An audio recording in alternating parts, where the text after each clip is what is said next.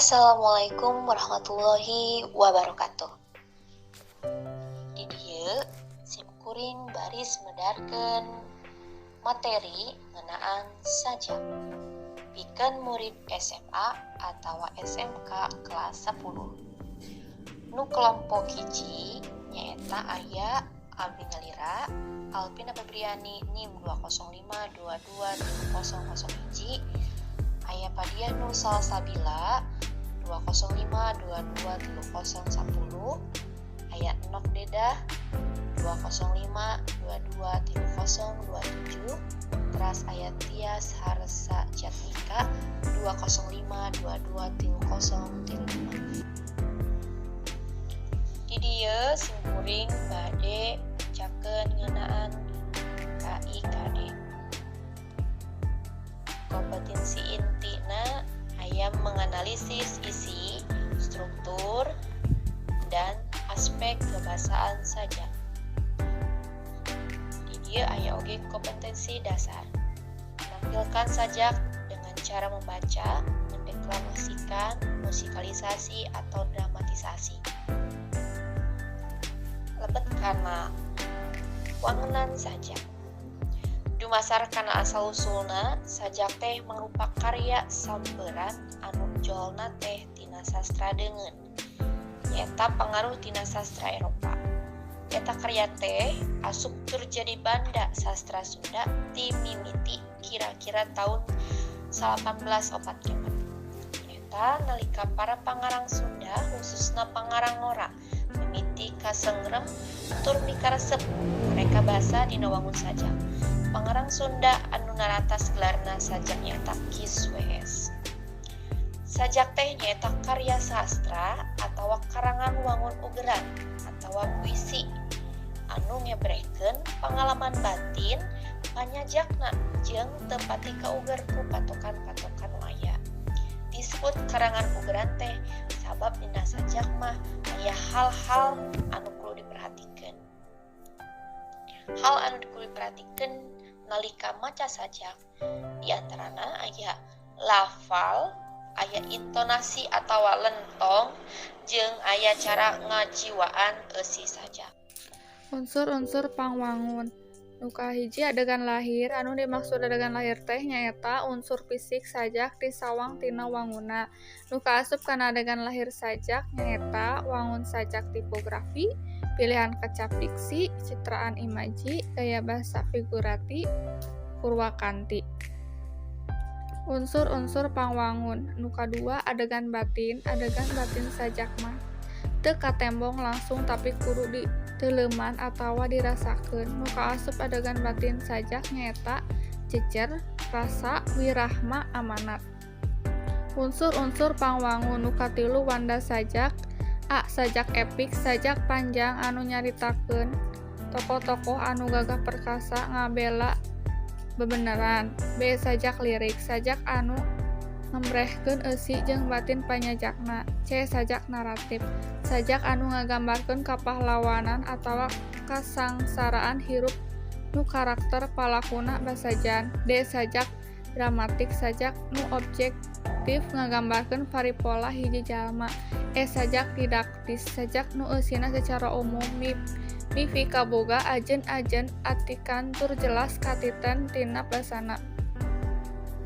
F. Sajak satir, sajak anu ngandung sindiran atawa kritikan kana kateuadilan. G. Sajak romansa, sajak anu eusina carita atawa ekspresi cinta hiji jalma ka jalma anu dipikaasi. H. Sajak elegi, sajak kasedih ti panyajak. I. Sajak ode, sajak anu eusina puja-puji ti panyajak ka hiji jalma. J. Sajak himne, sajak anu eusina mangrupa puja-puji ka Gusti atawa ekspresi mika cinta kalemah cai. Unsur-unsur pangwangun. 4. Harti konotatif jeung denotatif. Dina sajak sok kapanggih aya kecap-kecap konotatif kiasan. Ari harti konotatif teh nyaeta harti anu teu langsung nuduhkeun barang anu dimaksudna, tapi ngandung rasa atawa tafsiran kana barang sejen. Harti denotatif nyaeta harti sabenerna atawa sajuratna. Ari harti denotatif teh harti anu langsung nuduhkeun barang anu dimaksud. Salajengna Dina unsur-unsur pangwangun sajak nu kalima aya ngadeklamasikan sajak. Maca sajak jeung deklamasi teh aya bedana. Dina maca sajak dipidangkeun ku cara dibaca tur make teks.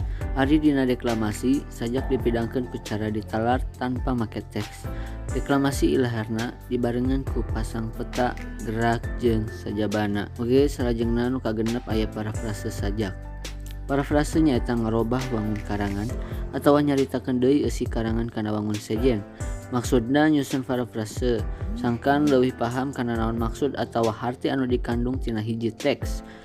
Aya sawatara padika dina nyusun parafrase sajak. Di antarana nu kahiji maca atawa ngaregepkeun anu maca sajak kalayan gemet.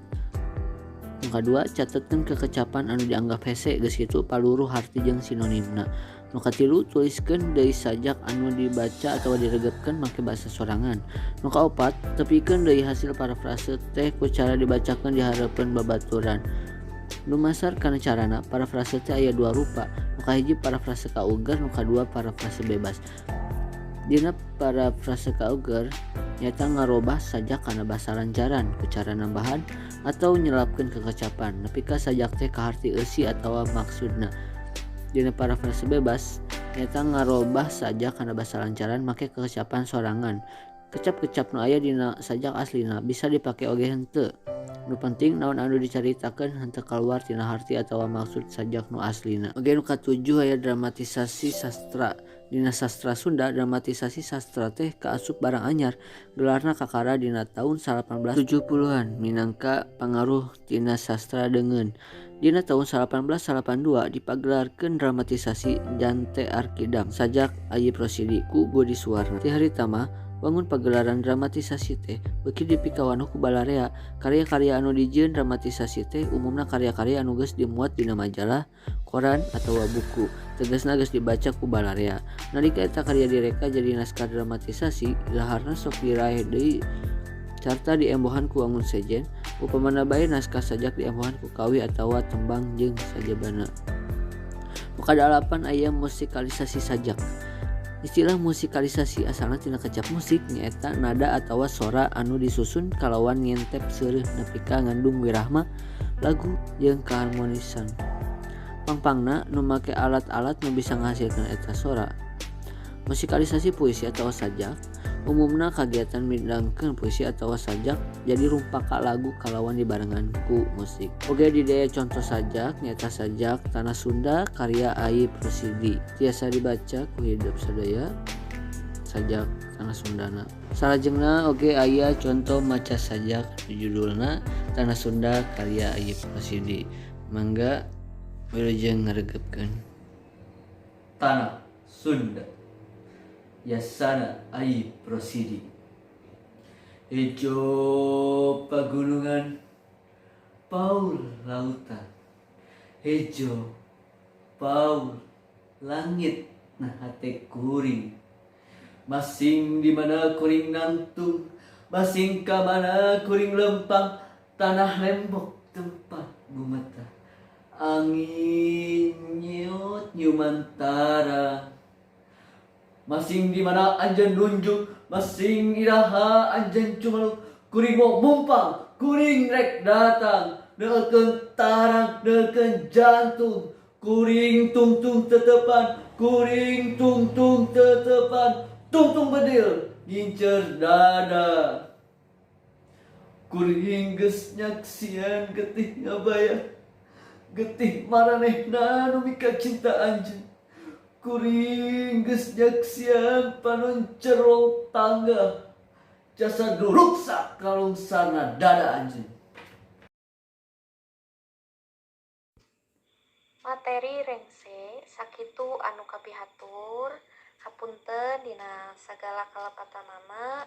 Hatur nuhun oge ka anggota atanapi kelompok hiji anu parantos ngarojong dina ieu ngedalkeun materi. Dipungkas, billahi taufiq wal hidayah. Wassalamualaikum warahmatullahi wabarakatuh.